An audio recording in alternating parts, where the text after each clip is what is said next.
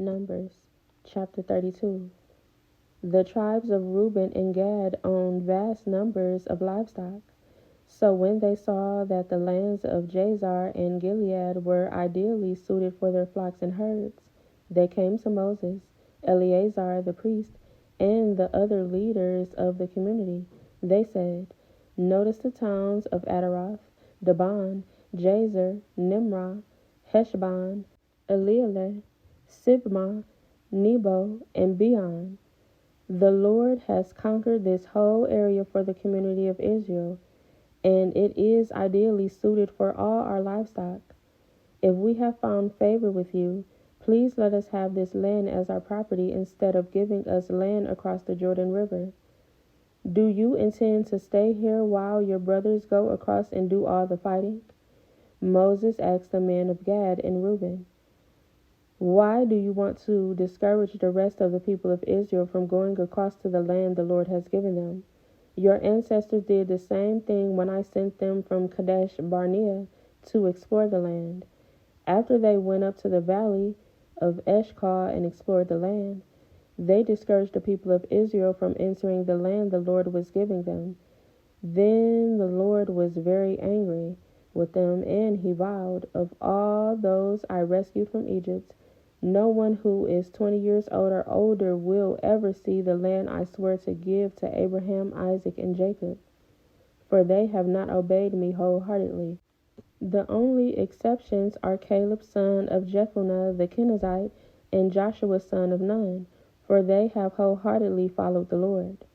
The Lord was angry with Israel and made them wander in the wilderness for 40 years until the entire generation that sinned in the Lord's sight had died.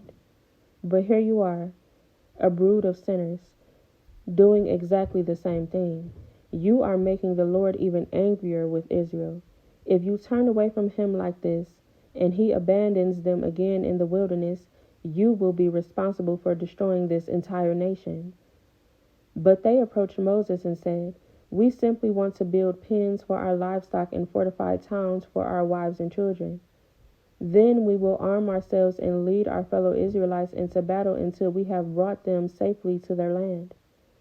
Meanwhile, our families will stay in the fortified towns we build here, so they will be safe from any attacks by the local people. We will not return to our homes until all the people of Israel have received their portions of land. But we do not claim any of the land on the other side of the Jordan. We would rather live here on the east side and accept this as our grant of land." Then Moses said, "If you keep your word and arm yourselves for the Lord's battles, and if your troops cross the Jordan and keep fighting until the Lord has driven out his enemies, then you may return when the Lord has conquered the land. You will have fulfilled your duty to the Lord and to the rest of the people of Israel, and the land on the east side of the Jordan will be your property from the Lord.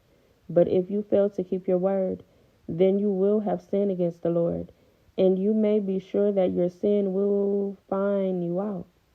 Go ahead and build towns for your families and pens for your flocks, but do everything you have promised." Then the men of Gad and Reuben replied, "We, your servants, will follow your instructions exactly. Our children, wives, flocks, and cattle will stay here in the towns of Gilead, but all who are able to bear arms will cross over to fight for the Lord, just as you have said."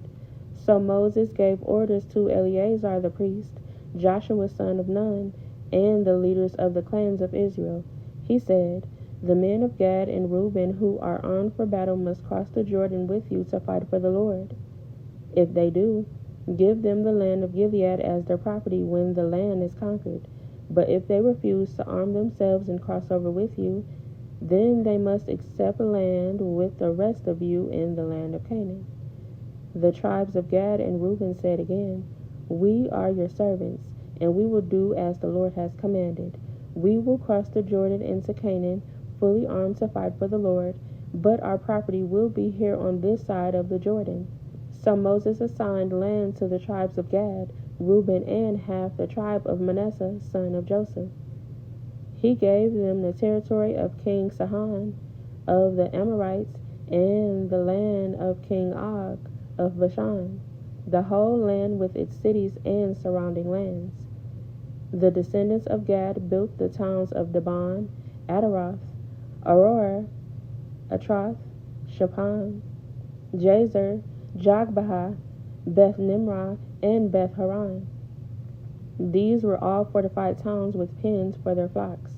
The descendants of Reuben built the towns of Heshbon, Eliela, Kiriathaim, Nabal, Baal-Meon, and Sibmah. They changed the names of some of the towns they conquered and rebuilt. Then the descendants of Machir, of the tribe of Manasseh, went to Gilead and conquered it, and they drove out the Amorites living there.